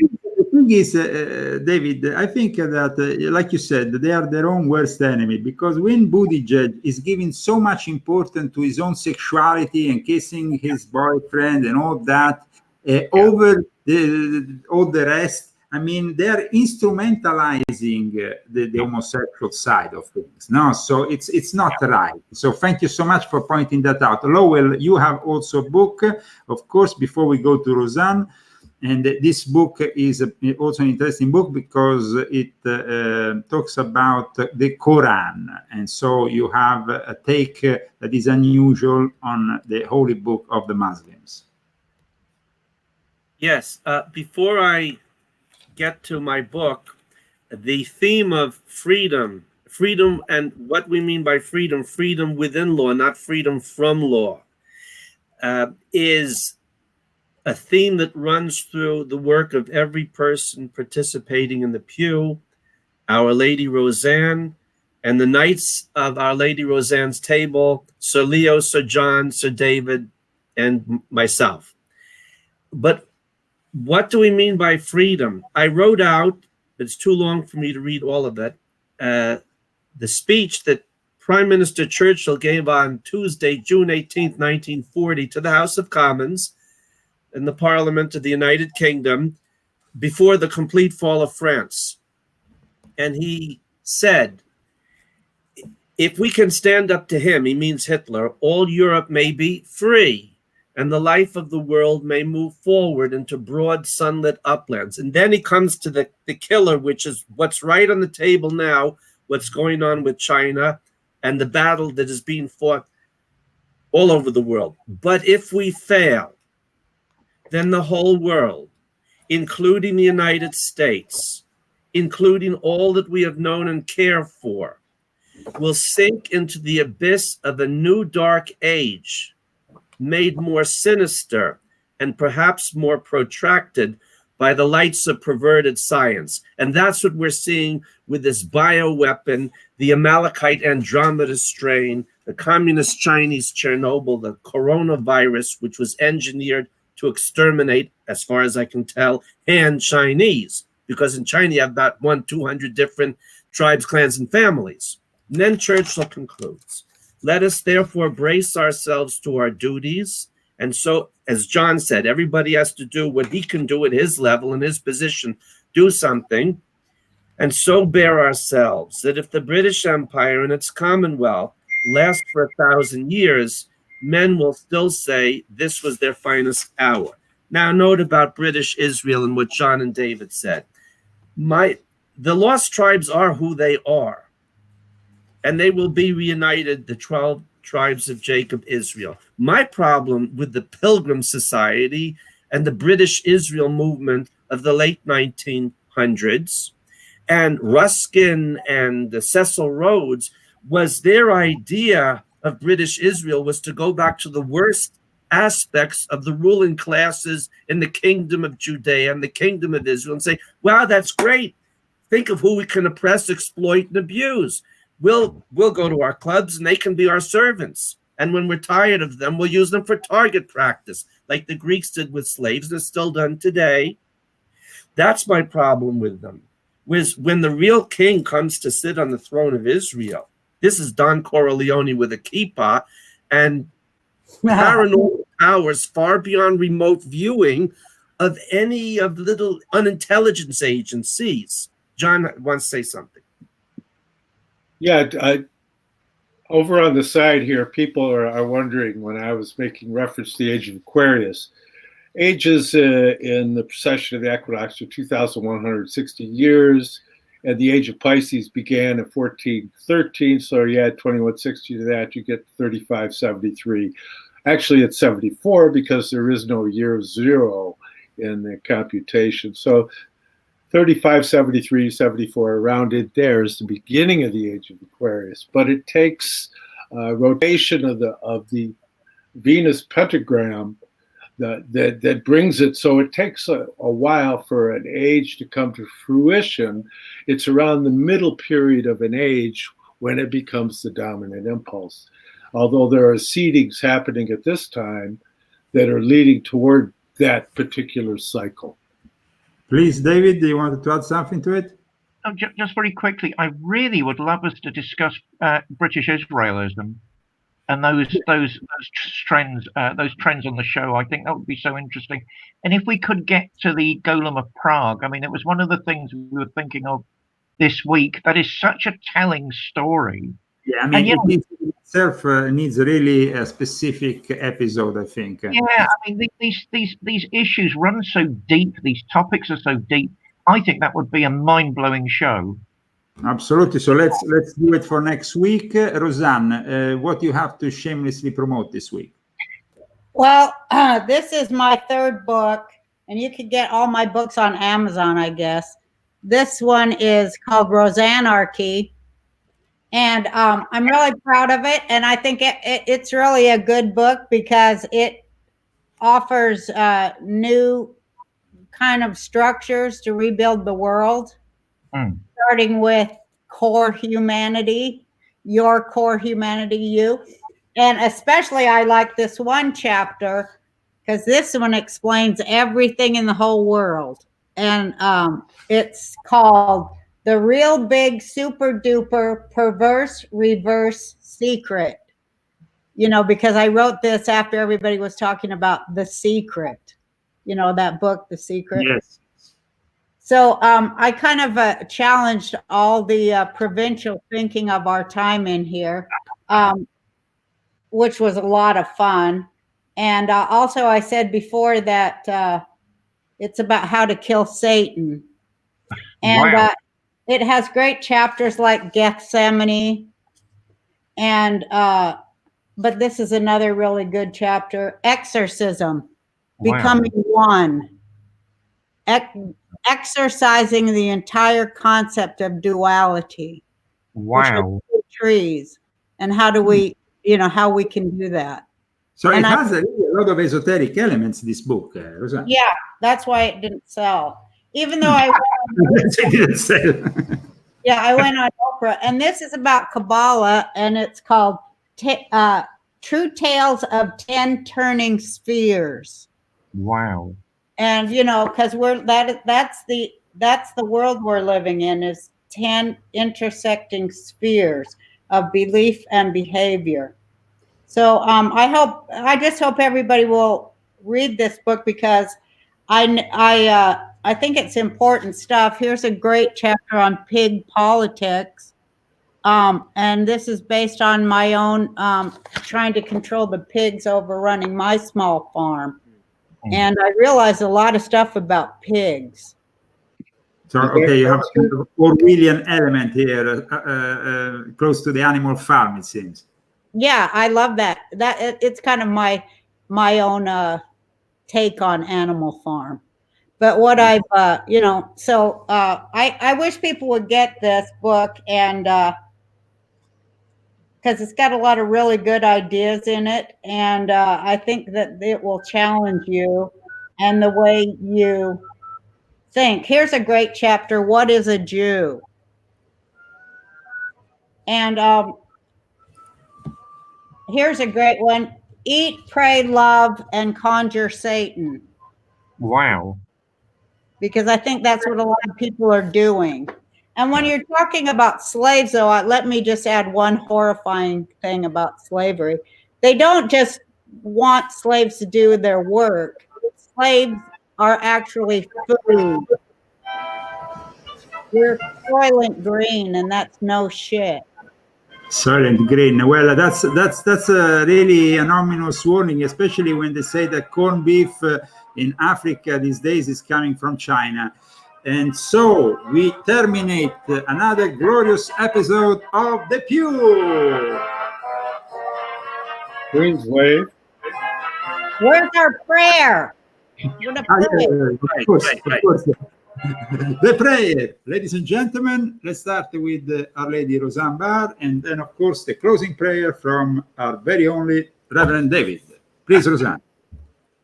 Okay, I pray that everybody just for a second or for as long as they can contain it, as long as you're able to contain the great feeling of love in your body and your soul and your mind. I hope everybody can contain as much of that as they're able to right now. Amen.